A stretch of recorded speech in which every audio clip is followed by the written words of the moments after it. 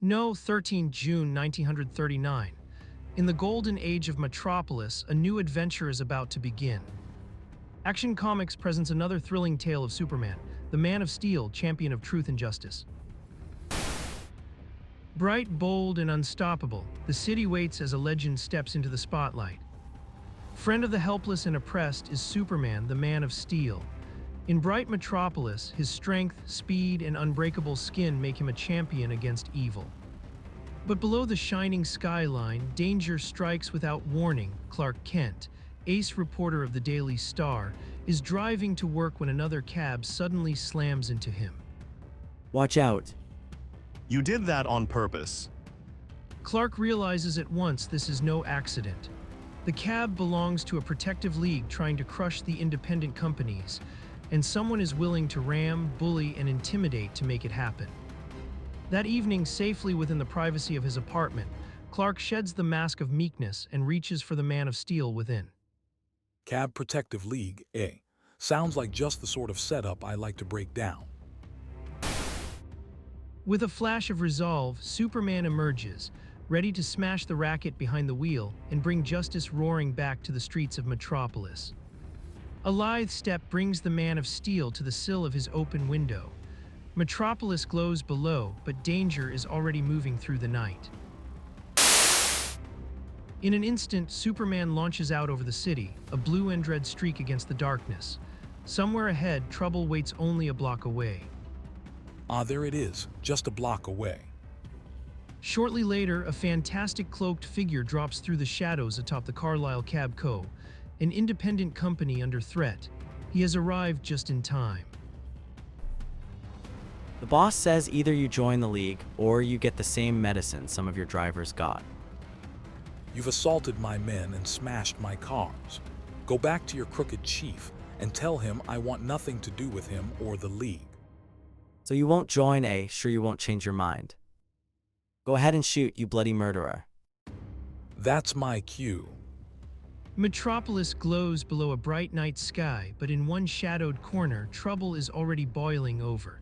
A racketeer tries to bully the innocent, until a red and blue blur cuts in. Pardon me, but may I cut in?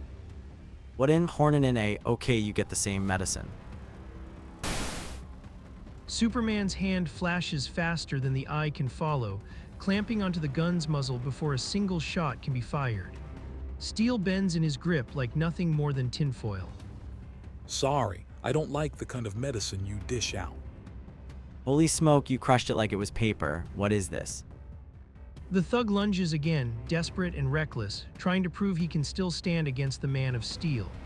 But Superman simply turns the attack aside with perfect, unstoppable force. Brother, you're a glutton for punishment.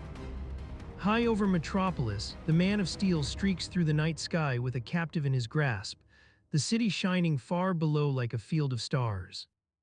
This can't be, I must be going mad. He's a human devil, I've got to escape.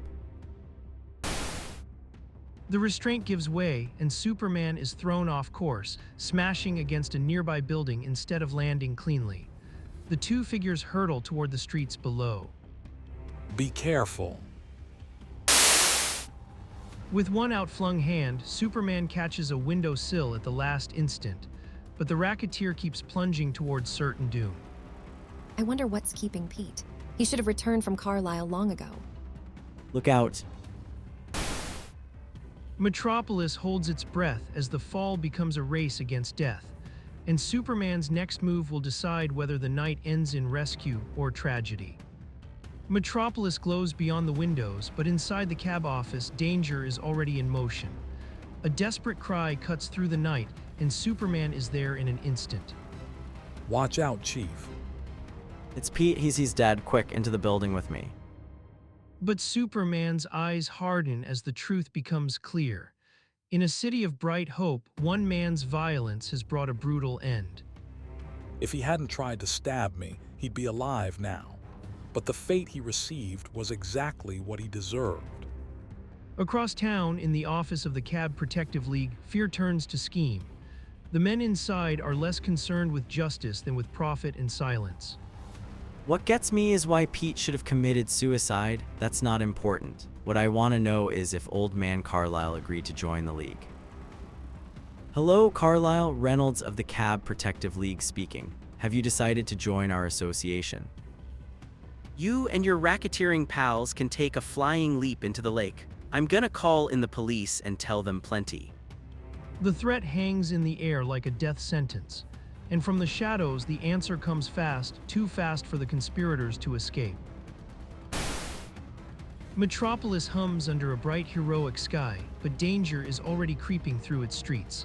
In a battered cab, ruthless racketeers plot to brutalize an old man and silence him forever. We'll muss up that old geezer so bad his friends won't recognize him. And if he still refuses to join up and hold his tongue, we use the gat. What's wrong? Why don't we start moving? I can't understand it. The motor's running all right, but we don't move, and the emergency breaks off. The answer is Superman, unseen, unshakable, gripping the rear bumper with impossible strength. The cab is trapped in place as the Man of Steel turns the tables. Nothing wrong with the engine. We'll have to take one of the other cabs. Look, it's rising off the floor. Who are you? Someone who slick ease you thoroughly. With a surge of raw power, Superman tears the car apart barehanded as the thugs empty their guns in panic. But bullets mean nothing to the Man of Steel, and now the racketeers are trapped face to face with justice. Get him, kill him. Don't touch me, let me alone. I ain't done nothing. Metropolis at night glows with neon and ambition, but in a dark street below, trouble is being hammered into the pavement. Take these sledgehammers and start smashing those cabs. Get me. Won't it? Better do what he says, boss. Faster, a little more violence there. I'm doing the best I can. With the Man of Steel's gaze turned away for a single heartbeat, Reynolds makes his move. Now's my chance. Whoa, where do you think you're going? Would you like to smash those cars, or would you like me to smash you? Those cabs are worth a fortune. I won't smash him, I tell you. All I've got to do is increase the pressure of my grip, and the world will be rid of another rat. Put me down, I'll smash TH cars, please.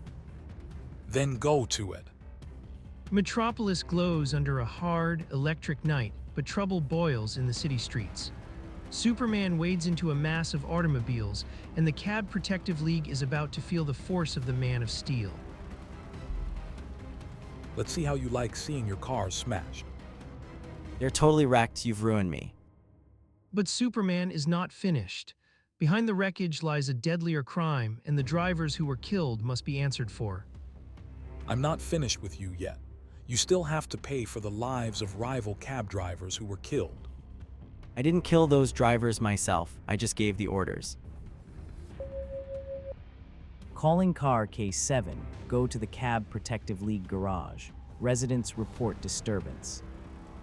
The confession is enough. Superman turns the culprit over to justice, and in the bright promise of Metropolis, no racketeer can outrun the law. You heard Reynolds' confession. I leave the rest to you. As the crook tries to flee, Superman's final warning hangs in the air like thunder over the city.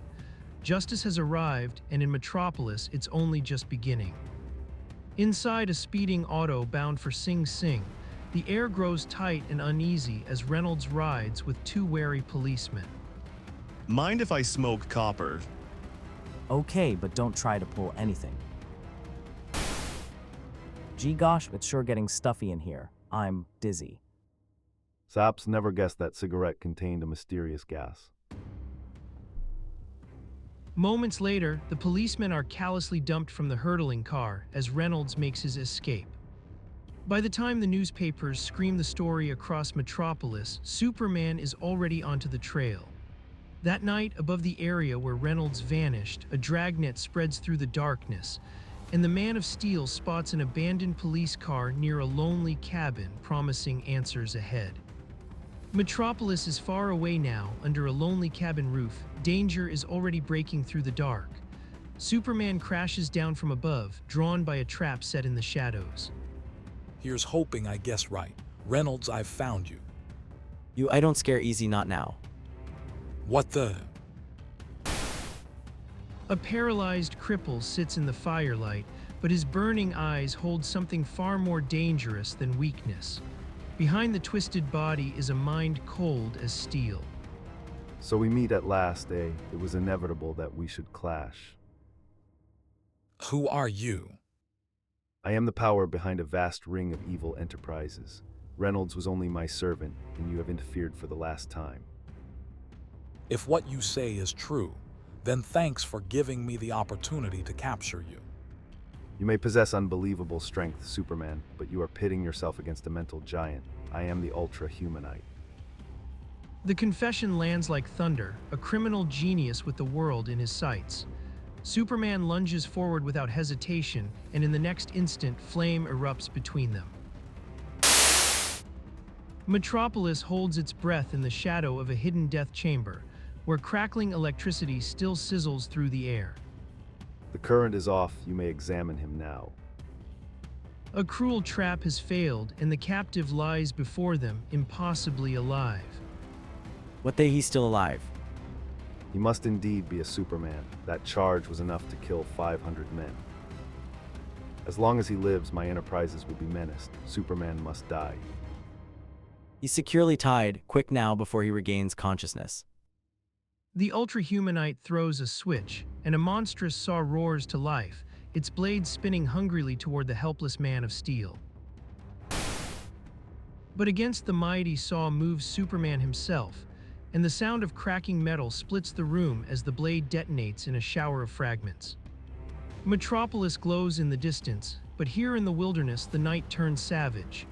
A cabin is trapped in the dark as danger closes in from every side. Reynolds falls with a terrible cry, a jagged steel fragment striking true. The killers recoil, shaken by the violence of their own scheme.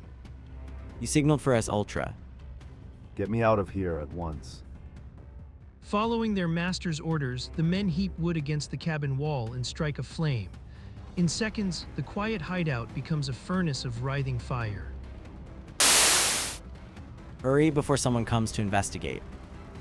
Somewhere inside the blaze, Superman stirs back to life as the heat surges around him. The Man of Steel thrusts upward, fighting for breath and escape. I've got to get out of here pronto.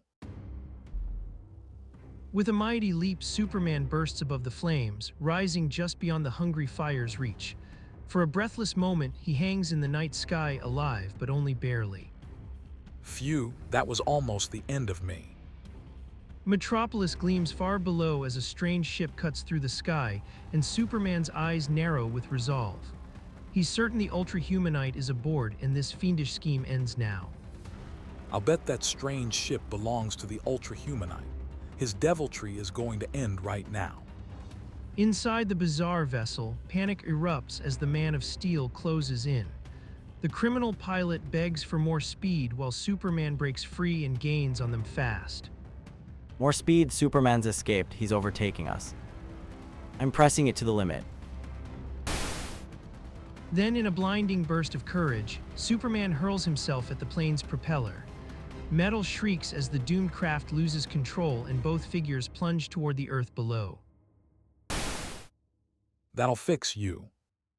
The strange vessel crumples against the ground in a thunderous crash, the impact shaking the air above Metropolis. Smoke, fire, and twisted wreckage mark the end of the assault. But when the dust clears, there's no sign of the ultra-humanite anywhere. Superman stands alone in the wreckage, realizing the victory may not be as final as it seemed. Strange. I can't find any trace of the ultra-humanite. Well, that finishes his plan to control the Earth. Or does it?